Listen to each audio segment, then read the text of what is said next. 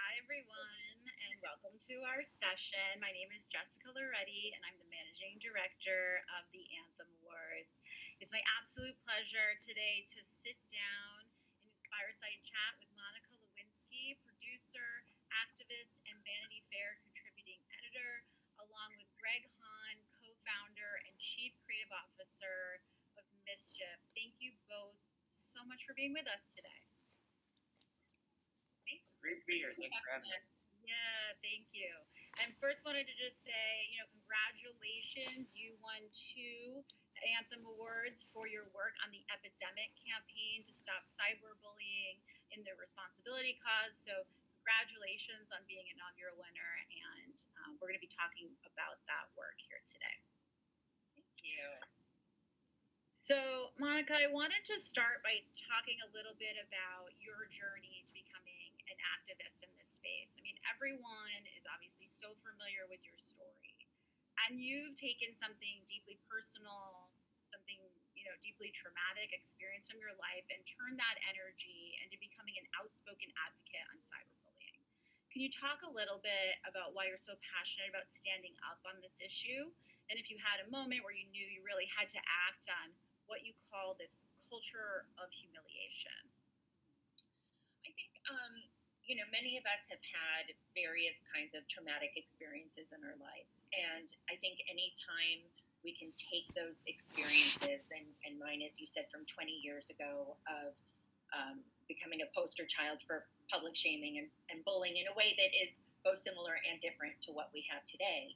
But I think anytime we can take those experiences and find a way to extrapolate from them what we went through, what we learned to try to help other people, it's great.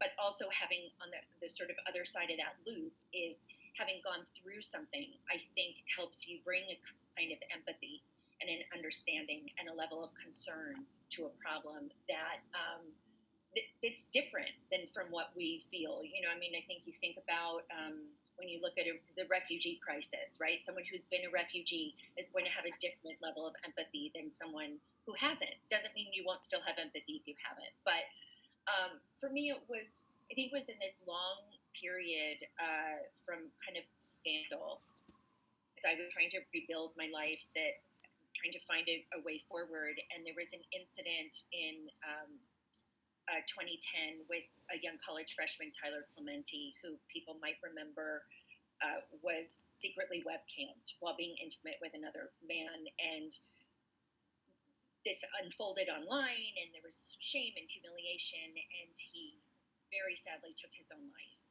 And it was experiencing, I think, the large coverage of that story. We now had social media, and watching my mom's reaction, like this trifecta of things, which opened my eyes to this idea that, okay, the landscape had really shifted from 1998 to where we were then. And we continue to see that landscape being, unfortunately, too fertile with this issue. So that's really sort of, that was the kind of the beginning sprouting of my social activism, and then from writing and TED Talk and then getting to work, with creatives on some anti-bullying campaigns, just trying to bring awareness, trying to help make a difference, hoping a parent or a child would see something or a teacher a bystander, anybody, just to try to shift this culture of humiliation. That we've grown, we've done this. Plenty of people to blame, large scale, but we do this. So. Right. Yeah, certainly. I mean, technology obviously has a role to play, but also is a mirror of our society. So we're a big part of that as well. Mm-hmm. Yeah. Let's talk a little bit about some of the statistics around cyberbullying. They're really pretty staggering. 59% of teenagers report being a victim of cyberbullying, and the CDC estimates that it's the root cause of 20% of teen suicides. Additionally, only 1 in 10 instances of cyberbullying is reported, so this often goes unnoticed until it's too late. Talk about why you call this an epidemic. I think that really pandemic is actually even an accurate word. I mean, we called the campaign the epidemic for the red herring, really. I don't know if people who are watching this now, have they been able to see any part of the campaign video? Yeah. There's links to the campaign on our website, and also it's being shared in the chat now. So if folks haven't seen it, they'll have it. I just didn't know. I didn't know if people wanted. But I think the statistics are staggering, and something that's important whenever we're talking about suicide is to always remind everybody that suicide is preventable. And so I think that's kind of an important thing. But at the time that we made this in 2019, one of the statistics too was that 70% of students had seen bullying and cyberbullying in their schools. And so you can understand sort of with the campaign that it was both not only the signs that people could see in schools, but also a sign for parents of seeing what could be happening to their children, to the young people. Greg, tell us a little bit about the development of the campaign. Can you share, kind of how you came up with the concept for the interactive film and sort of how it worked with the Adjoining Text Message campaign? Sure. Yeah, it was a lot of people, a team back at UDO at the time in 2019. I mean, first and foremost, we wanted to create understanding, right? And the best way to create understanding is to sort of break this glass wall that is between someone on the receiving and participating end of a text message, because it's so dehumanizing. It's so removed from the actual feelings when you text something. So we really wanted to bring to life that feeling of what happens when you are on the receiving end, and to be careful of what that effect can be when you're sending somebody a text message. So there was that level of it. And then there was also just being able to recognize when it's happening to somebody you know. So there's all these elements to play in place. We thought that doing like an interactive film was like a really effective way of getting people to understand both what it feels like to get one and what it feels like to send one. And then viewing the film without the text messages and then viewing it the next time with the text messages was a good illustration of the effects that these messages can have on people. And it's not always noticeable until you know what to look for. So the technology, we used it in 3 ways that couldn't have been done without it, which was to create this empathy and this understanding and this recognition. Yeah, it's really interesting when you're watching it the first time without the text messaging. You're like not really sure what's happening, and at first you think maybe she has COVID, and maybe then at some point you're like, oh, maybe she has an eating disorder, or maybe she's struggling with depression or some other issues, and then it's sort of revealed afterwards through the text messaging campaign what's really going on. So I thought it was very effective use of that technology and the creative together. I think it worked really well to tell that story. Yeah, I always strive for ideas that if you're going to use technology, use it in a way that the story or the idea couldn't have been expressed without it. So that's really built into the process. And along with Monica and all these insights she came to us, it's like this felt like the best way to get someone to not passively engage with this story. Yeah, speaking of that, can you talk a little bit about what is some of the research and background you needed to do before putting this project together? From a technology standpoint, or just on the issue area as well? Monica came to us, like, I'll let her speak to us about, like, the statistics that were just growing, as you mentioned, like, exponentially every day through online. It's a breeding ground for bullying. I think we had too that this was our third campaign that we had all done together, and as Greg was saying, it was a big team of people, from Mischief and BBDO, and so just really, I think everybody having a passion to try to do something different, and in terms of I think the creative process, it was about, as Greg was saying, really trying to get people to understand, if you haven't gone through this, what does it feel like, right? Because empathy is going to engender the most compassion, and compassion is, I think, one of the engines for trying to change the issues.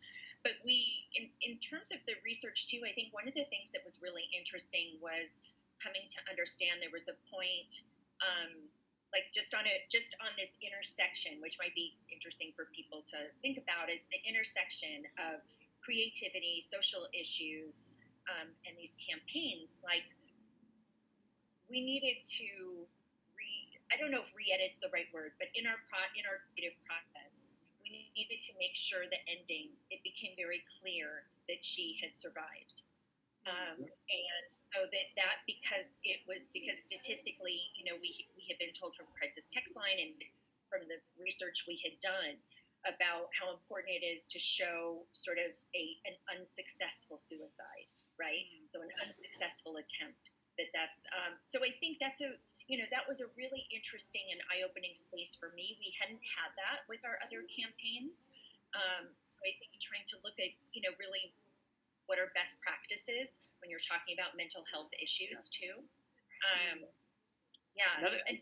small funny sidebar of this that I'm now calling her Emma, but Emma Malouf, who's the actress who was in the PSA, she ended up playing Sarah Paulson's daughter as Linda Tripp. So she was Linda Tripp's daughter in Impeachment. I didn't know that.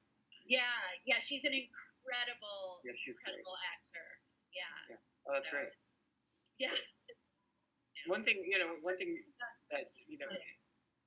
in developing this, Monica reminded me of something. It's like how we were all very involved with the process and behind the scenes and how technology worked, but still, the first time we watched it with the text messages coming through at the same time, it was still extremely jarring to receive those on your phone, and so there was a great deal of responsibility. We had to make sure that when people did get these messages, that they understood that this was part of the campaign and this was not some stranger texting them. So there's some disclaimers at the bottom of each text, far down, so it didn't interrupt with the power kind of thing. Yeah. Well, shockingly, I think shockingly too, as we've done really with all the campaigns, but this one in particular, like, these text messages were real things that had been said to people. I mean, we had an EMT on set who shared a horrific story about someone she knew who kids in the class were like, just go kill yourself, over text message. And so some of these things, they came from real life instances, and yet at the same time, that was just sort of I think a heavy moment for all of us, Greg, right? Of just realizing, the things that are actually being said are too hard and too heavy. Yeah, right. Sending out to people. Like, there's a real miss there, a misfire in how it all works. So I'm not sure if that just made sense, but hopefully. Yeah, no, it's really. All this story coming back to this was like 2 years ago when we did this, but it's so powerful, the fact that the messages that are happening in real life were too heavy to put into this film. You can only imagine what goes on. Yeah, I think too, one of the other things that, sorry, Jessica, we could go back to your questions. I don't mean to hijack them out. I think one of the things that also struck me that kind of as we were talking before about both the, there being sort of students and young people who are going through this, watching and seeing themselves in this. They're the parents watching this, or teachers coming to understand what young people are going through.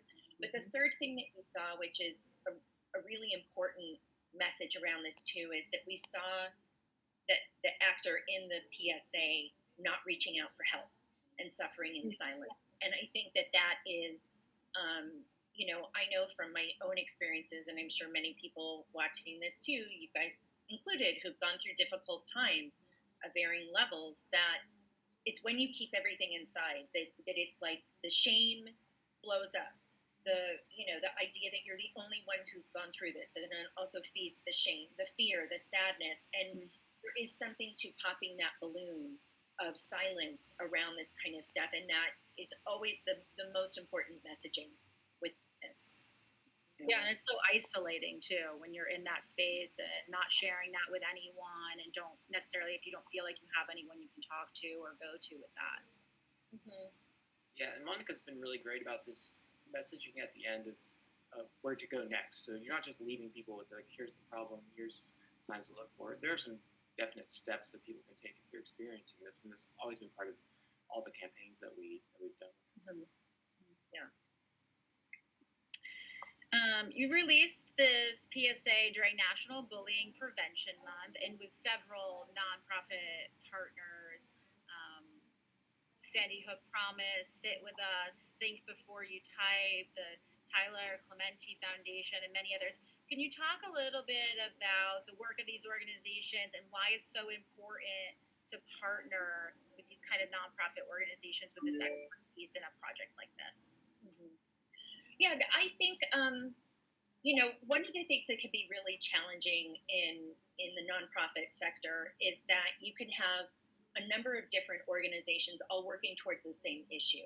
And while people are kind and wonderful and doing good services, there's also this underlying point where people are fighting for the same dollars, sadly.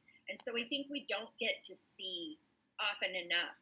We don't get to bring people together and to really learn from all of the different ways that their organization might be dealing with the same issue. Mm-hmm. So I think that that's always been a great resource for us, whether it's Childhood Resilience Foundation, the Diana Award, the Tyler Clementi Foundation. All of these organizations are dealing with this issue in slightly different ways. Right. So whether it's from addressing bystanders or bringing, anti-bullying ambassadors into a school, training kids to be a peer-related anti-bullying ambassador. All of these things. Natalie, I'm blanking on her last name, who created Sit With Us. It's an app so that nobody has to sit alone at school. I had that happen. It's awful, So, but I've had it happen as an adult. It's not cool. So I think that with all those organizations, not only the input they gave us, but also there's, I think it's one of the benefits of strong creative, working with incredible creative people, and having, I'm lucky to have a platform like on social media where people are, I think my brother would say weirdly interested, but because I'm but I think to have these bigger platforms and to have an opportunity to also, I think that's something, for people to be thinking about is how can you share your microphone, or, as Gloria Steinem says, like, how can you bring someone along, and so I think that's always felt important. Twitter's been really fantastic about, I forget what they call them, but it's like nonprofit dollars for promotion.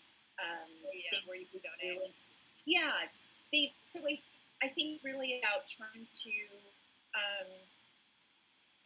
it's really trying to help as many of the different spokes that we can in this problem.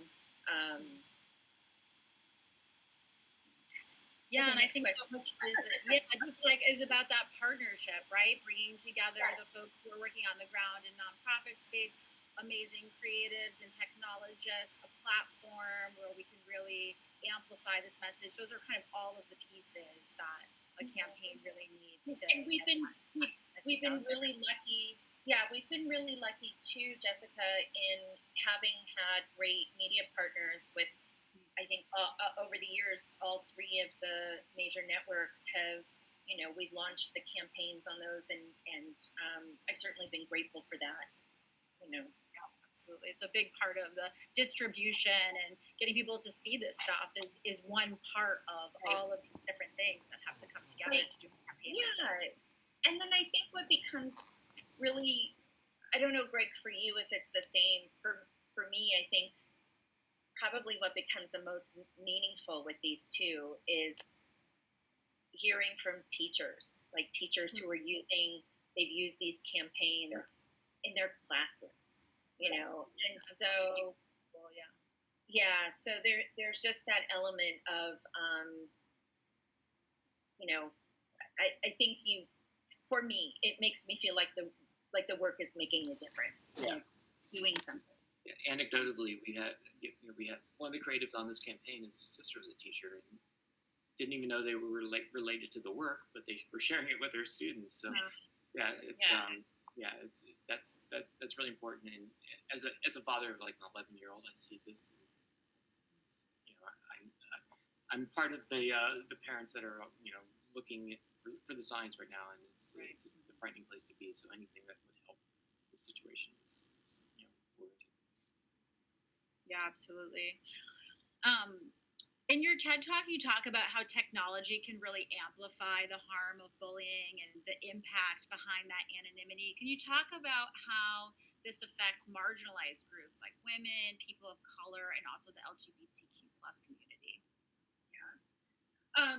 I think we see that with technology, it can be both a curse and a blessing. So, I always think it's important. It's very easy for us to all get on the train of how bad technology is and how it's being wielded. But I just also want to flashpoint that there can be good things that come from technology. But in particular, I think that women, people of color, and the LGBTQ community suffer far worse from the leeway that people have on social media, and that it's in part because I worked too. I executive produced a documentary called 15 Minutes of Shame that came out last fall, and we really look at this as well in terms of understanding the process, how they're building, that the things that we are seeing have happened to more marginalized communities. I think in particular, Dr. Safia Noble talks about, that women of color in particular have had this for the worst for the longest. And I think we see what's happening with the marginalized groups. They're sort of the ghosts of what are to come, which is why it's important. So not only to help these groups and to help shift things, because obviously there's no reason anybody should be experiencing that. But so in trying to focus on that, but I also think if we want to know where we're going, that this is where we're headed, and it's not okay. Right. What do you think is the role and responsibility of these social media platforms and tech companies in all of this? I think that they need to put people over profit a bit more. I think that I understand with innovation and technology, I think we can all understand that you can't safeguard for everything that could go wrong when you're coming up with something new, when you're breaking new ground. But I think there is a point, at this point now, I would love to see a new social media company that is baking empathy into its design, baking these kinds of issues into how do we nudge and cue people towards de-escalating instead of escalating? There's, right? Greg, did you want to? Yeah, I think people over profits is a very good way to put it, because where they make their money is on engagement, and what gets engagement is anger, fear, and humiliation. Right, and humiliation, and it's the spectator sport of it. So, they've built their model on hate as a performance art, where people are tuning in to watch the battle. And that's all due to the algorithm. And I think there are things they can do to better calm those waters and not generate more more of what is the evil, bad part of social media. Yeah. Being on the receiving end of a tsunami of social media hate is can be a life-altering experience for people. We use cancel culture to talk about so many different things, but there is a swath of people who are I prefer accountability. Roxane Gay says consequence culture, and Swisher says accountability culture, and I think that we need to hold all of those together. But when this happens to people who are not public people, the effects are devastating. I urge anyone to watch the documentary, the 15 Minutes of Shit. Yeah. Thanks, yeah. Greg. It honestly affected because you do think that these people who are massively shamed, but they're almost like celebrities in the fact that they're not real people to Right. you when you're participating in that, and you realize that for every person you're calling out, that's a human, and they're feeling that, and you can't disassociate that. And you see in this documentary, you see the consequences of the other side of what happens when someone is judged that way without any facts or any thoughts of repercussion from the people that are doing it. Yeah, I think we've all been on the freeway. We've all seen a car accident on the freeway. We've all slowed down to rubberneck, but how many of us thinks 5 seconds, 5 minutes, 5 hours, 5 days later, oh, is that person okay? So we all participated, but it just, and it is. And of course, the online disinhibition effect, like psychologically leaves people in a place where, I think as you were saying in the beginning, Jessica, too, the anonymity of the screen, the fact that you're also not in person. I think you can't read someone's reaction. You can't feel the energy of their emotion that, we've all done that, right? Like we make a joke to someone and we're like, oh, oops, that cut too deep.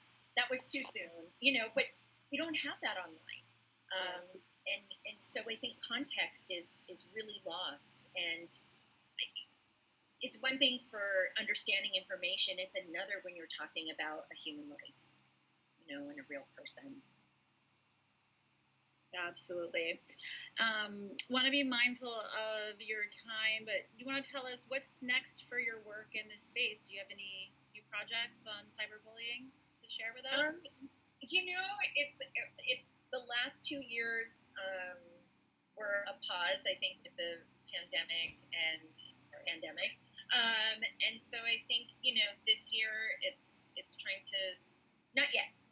Maybe, but not yet. How's that? Rather than me trying to press it up. Maybe not yet. So, thank you so much for this, and thank you, to the Anthem Awards for recognizing our work, and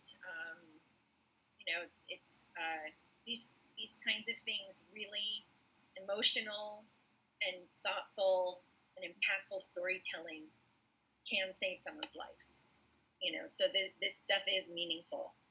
It's really meaningful. I'm grateful to have worked with everybody on these, and we got to do them. And now I'll shut up. And I don't think I could have said anything better than what you just said. So thank you for having us. This has been a great talk. Yeah, thank you both so much for joining us. Thank you for the work that you do. It's really so important. So thank you. Really appreciate it. Thanks. Okay. Bye.